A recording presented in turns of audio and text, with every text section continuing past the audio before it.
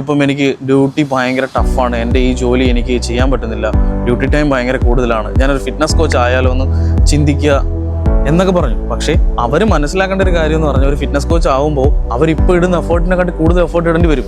Personal ലൈഫിൽ പോലും നമുക്ക് സമയം കണ്ടെത്താൻ പറ്റാതെ വരും. കാരണം ഇപ്പം എന്നെ സംബന്ധിച്ചിടത്തോളം ഞാനൊരു ഫ്രീലാൻസ് ട്രെയിനറാണ്. ഇപ്പോൾ ഫ്രീലാൻസ് ട്രെയിനർ എപ്പോൾ എൻ്റെ ക്ലയൻറ്റ് വിളിച്ചാലും, അല്ലെങ്കിൽ എൻ്റെ ക്ലയൻറ്റിൻ്റെ ടൈം 10 മണിയാണ്, അപ്പോൾ എൻ്റെ ക്ലയൻറ്റിന് 10:30 വരാൻ പറ്റൂ, അല്ലെങ്കിൽ 11 മണിക്ക് വരാൻ പറ്റൂ.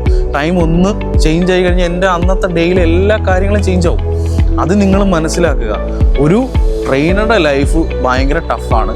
ഓപ്പണായിട്ട് പറയാം, നിങ്ങൾ ഈ ഒരു കരിയർ ചൂസ് ചെയ്യുന്നതിന് മുമ്പ് ഇതെന്താണ്, ഈ ജോലി എങ്ങനെയാണ് എന്നുള്ളത് വ്യക്തമായി മനസ്സിലാക്കിയതിന് ശേഷം ഏത് അക്കാദമി പഠിച്ചാലും ഒരു കുഴപ്പമില്ല, നിങ്ങൾക്കിത് സർവൈവ് ചെയ്യാൻ പറ്റും. പിന്നെ മെയിനായിട്ടുള്ളൊരു പോയിന്റ് എന്ന് പറഞ്ഞാൽ, നിങ്ങൾ നല്ലൊരു സെയിൽസ് പേഴ്സൺ ആണെങ്കിൽ മാത്രമേ നിങ്ങൾക്ക് ഈ കരിയറിൽ മുന്നോട്ട് കൊണ്ടുപോകാൻ പറ്റുള്ളൂ.